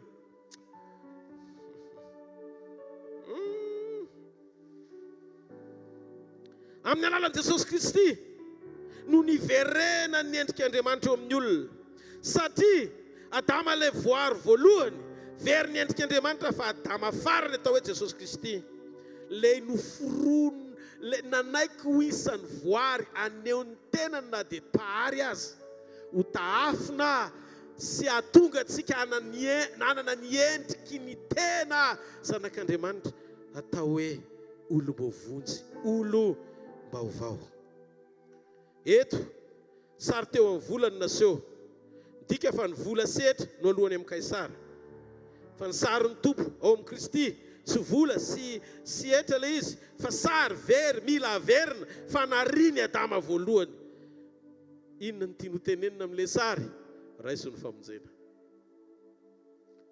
zay ny famerenan'le sary very raiso ny famonjena meteza nanapa-kevitra hiaina amin'ny fiainam-pahamarinana hijoro amin'ny fiainam-pahamasinana hialao ny fiainam-paharatsiana Andriamanitra te anana fifandraisana sy ombonana amin'ny olombelona amonjy ny olona mba ho ao amin'ny mandrakizay ny olona sainy hoe tonga nofo mihitsy Andriamanitra natao hoe Jesosy ary natokavan'i Jesosy dia tsy ampanankarenanao aloha fa amonjy ny ainao efa nisy tany amin'ny andro ny testamenta taloha ny mpanankarena re olona ary efa nisy tany nampiasaina nangana maty efa nampiasaina ry Mosesy ry Elize tany amin'ny andron'ny Isaia nanasitrana efa nisy nanao mirakla tany fa tsy nisy tamin'ny andron'ny Mosesy ny famonjem-panahy ny fananana ny fanamasina ao anatin'ny olona ny fiainam-baovao sy ny hoe zanak'Andriamanitra.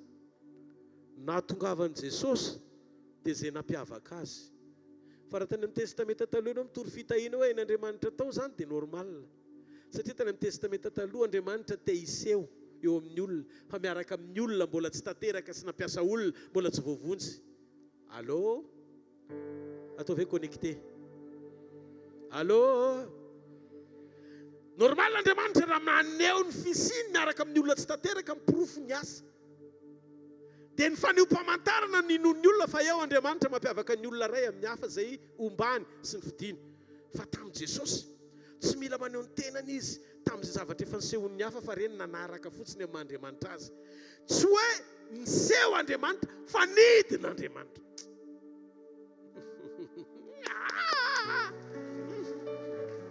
Nidin'Andriamanitra. Rehefa nidin'Andriamanitra dia ny fahafenon'ny fidina naka ny endriky ny nofo hamonjy le nampiavaka azy toriana.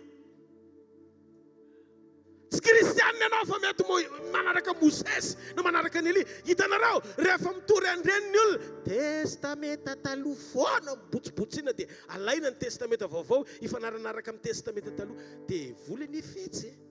Ary ny devoly mahiten'Andriamanitra ireo olona.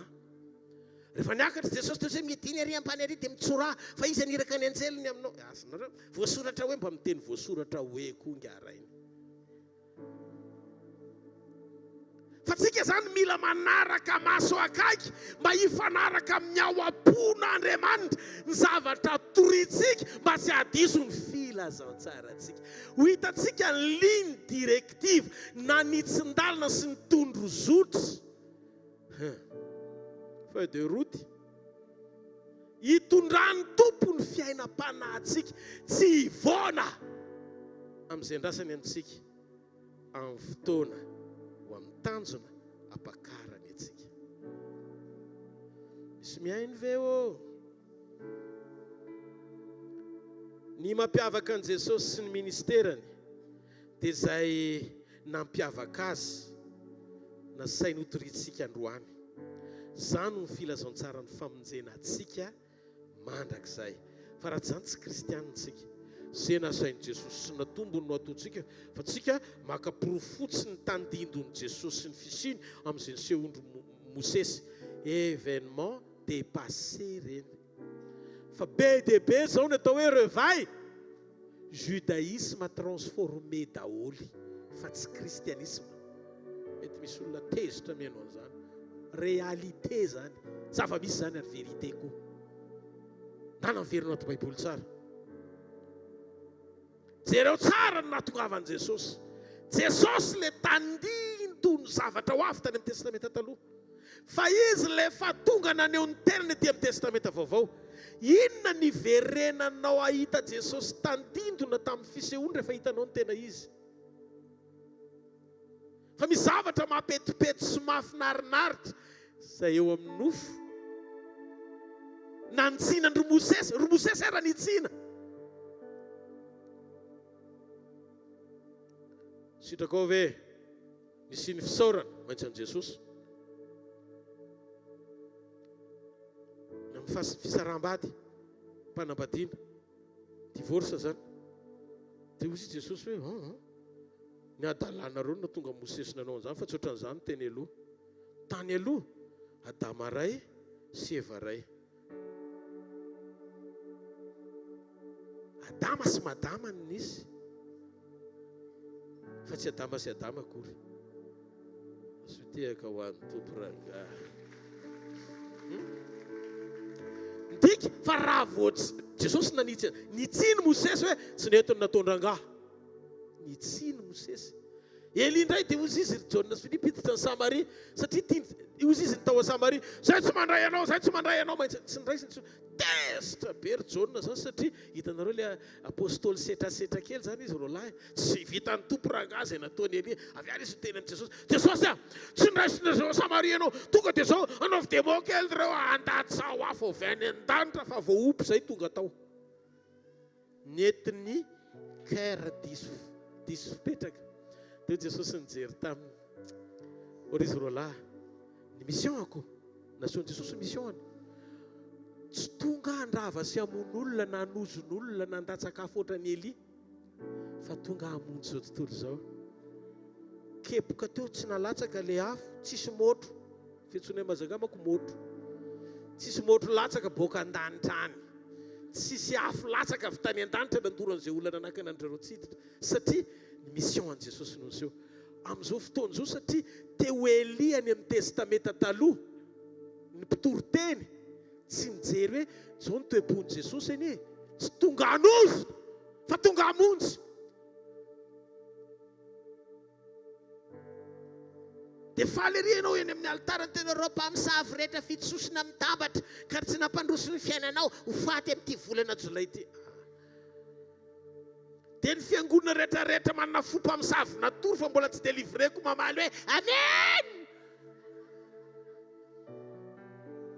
Fona Jesosy fa tao anatin'izany taloha.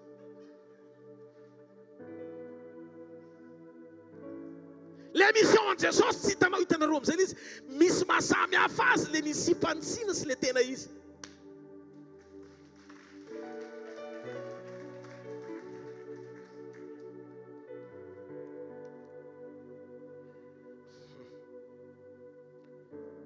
Raha vao lasa fampanantenana an'izao tontolo izao, mahafeno fotoam-pivoriana dia mampitodika amin'ny tany sy izay rehetra eo aminy ny zavatra zarainao.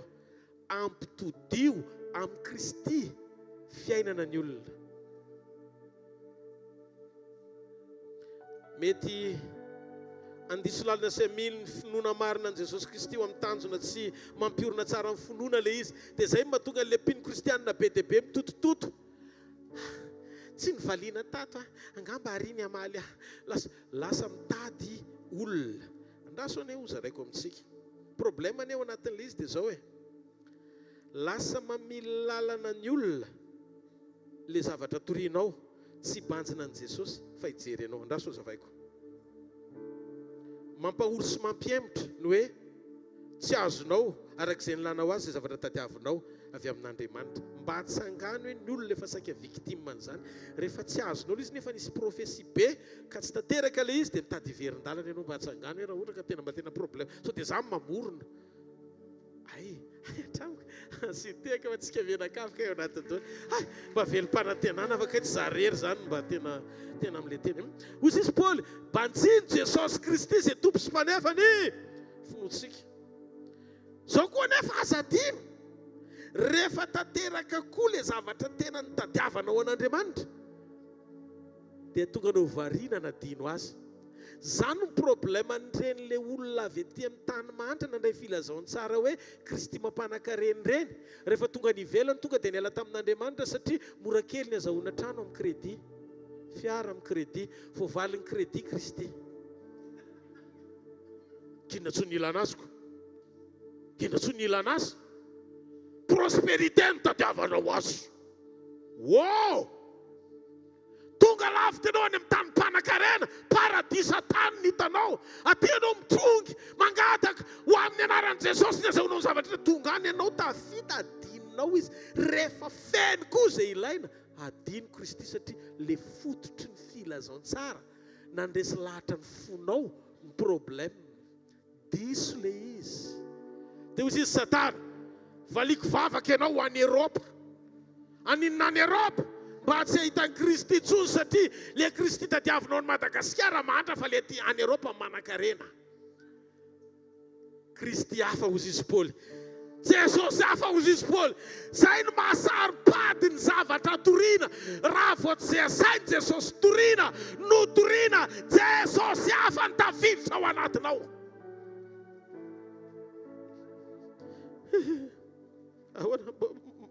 Mbola noy ve? Olombelona. Ny fahalalana ny marina ny manafaka fa tsy hanganongano-mba avy antitra. Tsika tsy mitady sy manantona an'Andriamanitra amin'ny zavatra hafa fa isika manantona azy satria noho izy amandriamanitra azy amaly am-pozy antony ny dinany amonjy atsika mba hafa-po azy. Fampitady tsika. Izy nidina mitady atsika. Tsika mangetaheta ananazy. Tandremo. ny fampianarana tsy izy dia mamily lalana ny finoana sy ny fifantohana tsy ho amin'Andriamanitra fa mivarotra fanantenana ary mety hitondra addiction na fiankinana amin'olona mpitandrina sy zavatra hafa na sampy mihitsy aza. Mahazo mamerina an'ilay teny tsara mba ho azonareo. Ny fampianarana tsy izy dia mamily lalana ny fifantohana tsy ho amin'Andriamanitra fa lasa mpivarotra fanantenana ao anaty fampianarana atonga ny olona anana addiction, fiankinana amin'olona. Zay vokatry ilay fampianarana. Mba tondroy maso fa be dia be amin'ireny fampianarana ireny matahotra pasteur no matahotra an Jesosy. Andao mihitsy mivoaboasako hoe tena ataoko voaboasako eto misy ilay izy.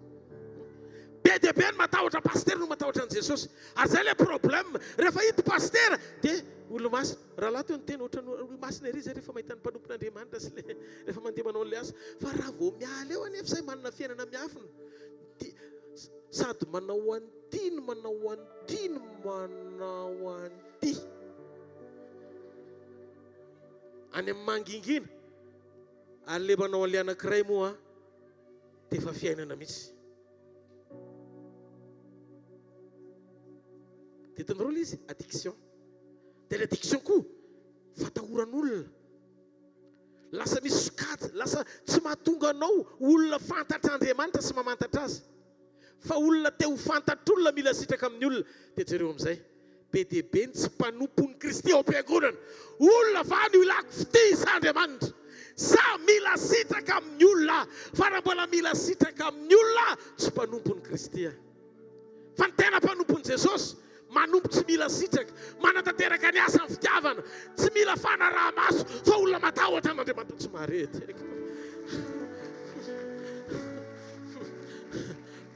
Ao anatin'ny fo, dia hitanareo amin'izay ilay familin-dalana misy fiantraikany ao ambadiky ny zavatra toriana.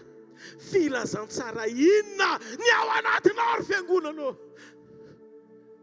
Inona ilay izy? Hitondra ho aiza?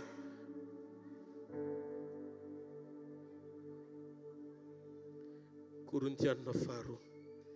Marina loatra ny tenin'ny Paoly.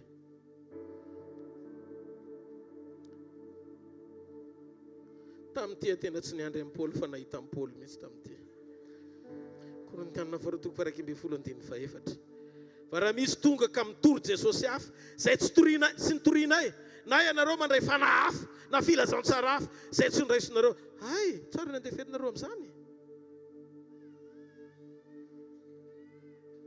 Azadino fa Jesosy tompo efa niresaka mahakasika amin'ny mpaminany sandoka, mpampianatra sandoka, mpitandrina sandoka, izay ho avy tahaka ny ambody mitafody zanak'ondry. Rehefa nifidy ny olona ao ministère Jesosy dia tsy nametraka azy ho anana liberté hoe grand prophète na tsy tokony isy général sy grand zany intsony zany, fa prophète fotsiny voasoratra fa tsy isy hoe général prophète. Aza mamoroporona. Ministère dimy tonga dia nitonony mpitandrina, mpiandry, evangelista, apôstôly, mpaminany, mpampianatra. Dia ozy izy amin'ny teny français, amin'ny teny anglisy, ta comme prophète. Dia izy le comme Jesosy, comme Jésus le prophète. Sahala amin'ny Jesosy le mpaminany, sahala amin'ny Jesosy le apôstôly, sahala amin'ny Jesosy. Raha tsy manahaka an' Jesosy dia tsy izy. Zay no mahatonga antsika tsy maintsy ao amin'i Jesosy, mifototra amin'i Jesosy, mitory an' Jesosy, maneho an' Jesosy, mampafantatra an' Jesosy, an' Jesosy, miaraka amin'i Jesosy, isena an' Jesosy.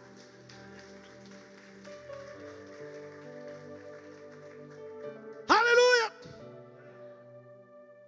Tandreo misao ambody mitafody zanak'ondry, mamarina andavaka ny mpiarabelona, manantona an'Andriamanitra tsika tsy hoe amaolana izy, hitady fanasitranana, fa iombona tsy izay no antony. Sitrana ho azy eo ianao.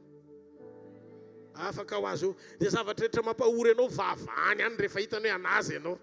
Problema ne ianao le te ihany tenanao mitsy izy efa miteny. Raha mamaky kely fotsiny dia mahita hoe Jesosy ny teny oka ny tenin'i Kristy toetra betsaka ao anatinareo. Aza manahy na inona na inona. aza manany amin'izay hoaninareo sosotronareo ohatra ny teteny Jesosy hoe anà ny fiainanao za jerena fa aza manà ohatra ny teteny zany Jesosy.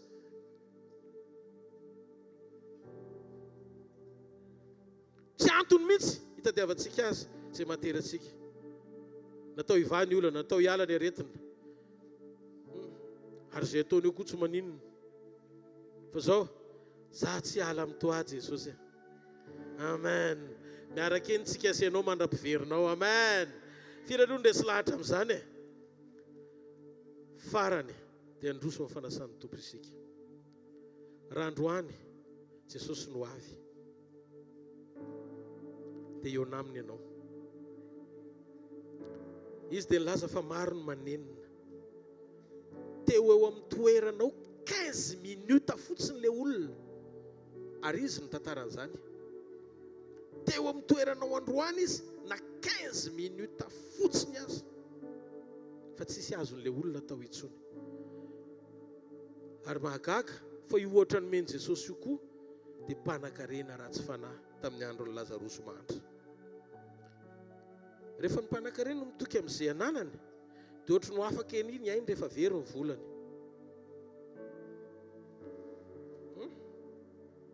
Amin'ny andininy lioka toko feny ambin'ny folo andininy faefatra amby roapolo vakiky vetivety fotsiny ka hatramy andininy fasivy amby roapolo. Ary izy niantsoka anao tamin'io ry Abrahama raiko mamindra fo amika irao Lazarosy mba hanomboka ny tendrony ratsan-taniny amin'ny rano mba hampangatsiaka ny lehilahy fafatiranovana ty amin'ny lehilahy ity aho. Fa hoy Abrahama anaka tsaroa fa ianao efa nahazo ny zava-tsonao tamin'ny andro ny ainanao. Ary Lazarosy kosa dia zava-dratsy fa ankehitriny izy mampifaliana ty ary ianao kosa ho fadiranovana. Ary mihoatra noho izany rehetra izany misy tevana makadiry ajady ny anelalantsika mba tsisy afa-mita makeny aminareo zay te hiala ity ary tsy ho afa-mahita makeny aminay zay eny. Dia hoy izy mangataka aminao raiko mba halazao Lazarosy akany an-tranony raiko. Fa manana raha ladimy eny mba ilaza tsara amin'ny fandrao mba ho tonga aty amin'ity fitsany tsy tiako akadiry zareo. Efa hozy Abrahama tamin'ny manana ny Mosesy sy ny mpaminany izy ao kiain'ireo izy. Mba fantatrao ve misy olona any amin'ny elo amin'izao fotoana itenenako izay te hijanona eo amin'io plasinao io 15 minutes fotsiny. Ihainao izany teny izany mba hiovany fo fa tsy afa-manoatra tsony izy satria tsisy nininina azo atao fa efa any izy. Te hiteny le olona any zao no afatra aviany. Araka io tenin' Jesosy io zao no afatra aviany. Mba hanira olona avy ety akany mba hitory amin'izay any fa tsy tiako ny aty ho lasa aty izay olona bolany. Diso re ny ordre de prioritairako nametrahako ny lara-pahameny fa teny ambony tany ny fikitra tamin'ny vola mifamatotra tamin'ny vola sy ny arena ny eritreritra hoe zay mifanaperana ny amin'ny fiainana nanao tsinotsinin'olona miseho bob bosy ina daolo ny karazany anarana. Zay hitako rehetra nataoko tsinitsinina satria nahoana taty amiko ho fandehany. Fa zao raha tonga any tsy maninona fa ho sedeko any amin'izay mila azy mifanana rehetra. Fa raha vao miala any tonga eo tsy hanana frazy afa-tsy anankiray ihany dia tsy maninona fa zay anaovanao dia ny hoe ry olombelona miova fa tsy atao tany ihany ny fiainana. Fa zao aty amin'ity toerana ity tsisy mahalala ny aty fa mangirifiry aty. Fa so aty daholo zay mbola manana nitoetraka eny ambonin'ny tany eny. Misy olona any amin'ny elo teo eo amin'ny toeranao androany 10 minitra monja hitoriny an' Jesosy. Fa isaoran'Andriamanitra fa Jesosy no niteny an'io. Aoka ny tenin'ny Kristy toetra betsaka ao aminareo. Ary matoa Jesosy niteny zava misy io. Ary za efa mijoro vavolombelona foana mahatonga mitapitapo ny filazantsara ohatr'izao. Azonareo izy tena mitapo ny filazantsara adala ny filazantsara. Ny antony efa nanandrana ny herin'ny fiainanao avy naverin'Andriamanitra. Dia fantatra hoe tsy eto foana amin'ny fiainana fa misy fianakafa tsy manam-pahataperana no manin'Andriamanitra ao antsika. Za te hiteny aminao fotoana izao anomananao ny fonao. Reo teny rehetra voaray dia ampisaina antsika hijoro an'Andriamanitra tanteraka. Afaka maly ve ianao ny etaetan'i Jesosy sy ny fitiavany ianao. Ny fitiavany ianao, ny hidiny izy zany lapa ny voninahitry ny rainy zany fahatsarana tsisy azo anoarana amin'ny fahatsarana fa itrereto hoe Andriamanitra nanana ny toerana izy nidina ary zany na tonga ny olona be dia be voafitaka satria tsy tonga tany anatina trano tsara tare izy fa teny tranomby izy ny tonga mba ho voafitaka izay ny hevitra azy ho mpanjaka tia andringa anazy hoe ny amin'ny trano volamena lapa feny diamondrany ny lany tany amin'izay misy azy tonga ty amin'ity zordira kely ty izay eritreretin'ny mpanan-karena hoe toerana faran'izay tsara nefa raha oharina amin'ny toerana nisy azy tsinitsinina fa nidina izy te hamonjy ianao na ianao rery aza ny olona teto ambonin'ny tany dia maty ho anao Jesosy tianao ve ny amaly ny antsony sokafo ny fonao androany dia miala ny faharatsiana mibeba ny fahotanao miala amin'ireo zavatra tena tsapanao fa mangina ianao ny mahafantatra rehefa mandeha eto ny ten'Andriamanitra dia misy fanambitsika eo anatinao fa ianao mamony sofina satria nahoana mbola misy fahazarana tianao iainana ohatry ny nampahomby ianao zany hatramin'izay fa tsy hitondra lavitra anao io fa raha zay ianao asio frein amin'izay androany maraina ataovy hoe tratra androany Jesosy olemain androany mbola tianao amatoa olemain androany amen atoloko anao ny fiainako atoloko anao ny foko tia amaly ny antsonao raha mba fantatrao fa ny rehetra tokony anao dia tsy eto an-tany fa ho aminy ametraka fo amin'ny olona ianao ny olona eo amin'ny fiainanao androany eo ary ianao dia vitany na milaza izy hoe tianao manilika ianao sy manao tsinontsinona anao mety maratra ianao any anaty fa androany Jesosy anasitrana anao mety misy fotoana ny olona tsy saina akory hoe inona ny antom-pisinao zay tena somba hijoronao ny fisinao eo amin'ny fiainany tsy mandinika kely akory izy fa zay tiano hita ihany ny matimatesany fa raha tsy manao ny sitrapony ianao dia ratsy eo masony zany ny olombelona tereny filany hitady zay tiano hita sitranga eo amin'ny fiainany fa rehefa tsy manome fahafapo azy ianao dia tsy namantsony zany ny olombelona rehefa tsy araka andehanao varalila miaraka aminy ianao dia tsy namana isitonanao midina ny tanjony zany ny olombelona fa tia nisy anankiray maty antoka teo amin'ny toeranao raha ianao ny tokony ho faty noho ny fahotanao dia izy no nisolo anao teo amin'ny azo fijaliana crédible ao amin'Andriamanitra afaka misitraka ny fahatsarany ianao amin'ny alalan'ny fanoloran-tenan'izay lehilahy raha izay Andriamanitra sady olombelona tonga nofo nidina teo amin'ny toeranao mahalalanao mihoatra izy noho ny fahalalanao ny tenanao araka ny teniny hoe zanako na mivolondohanao aza voisako aza manahy feotanako ny fiainanao fitiavako mandrak'izay mbola hitehirizako anao mandrak'androany amin'ny famindram-po satria ny famindram-po omeko anao tsy hanohizanao ny tsy mety ataonao anatin'ny fanamarina tena sy laingany devoly fa mba hiverenanao amin'ny fahamarinako sy joroanao araka ny teniko andehananao araka ny sitrapoko satria tiako ianao tsy mampaninona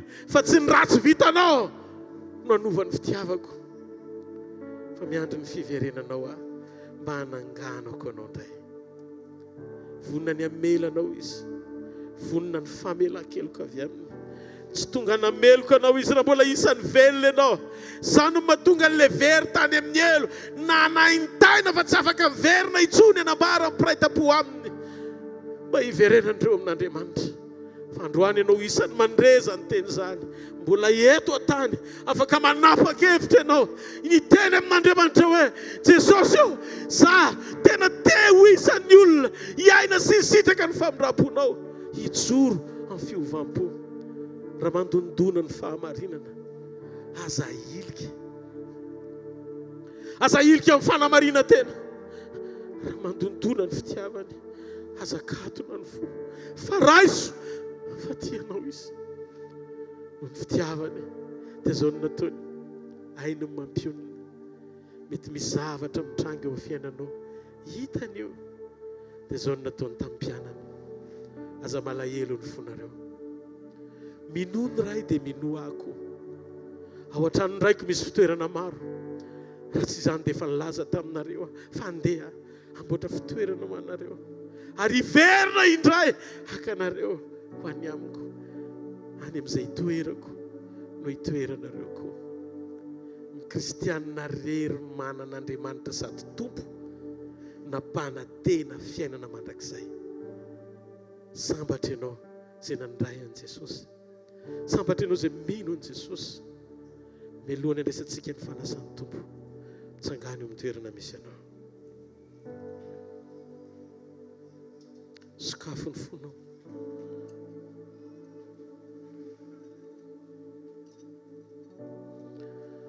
Sokafo ny fonao dia teneno Andriamanitra.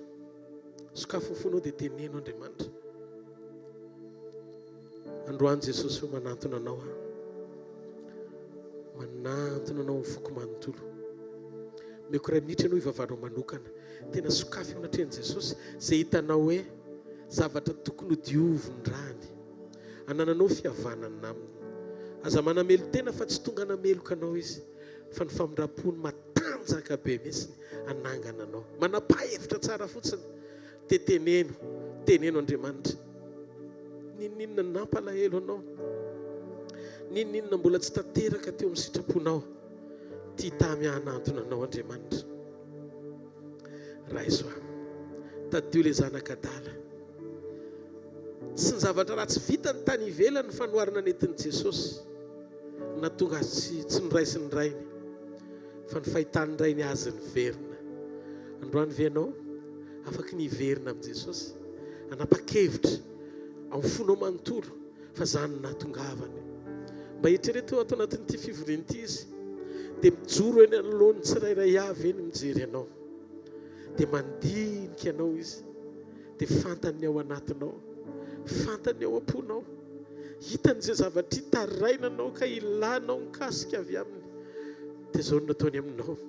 Zanako, fantatro ny manjoanao, tsy tonga amaly ianao arak'izay nataonao. Sotra Jesosy, ny amin'ny ranao sarobidy izay nalatsaka ao, manadio aho, mamela ny heloko, mampijoro aho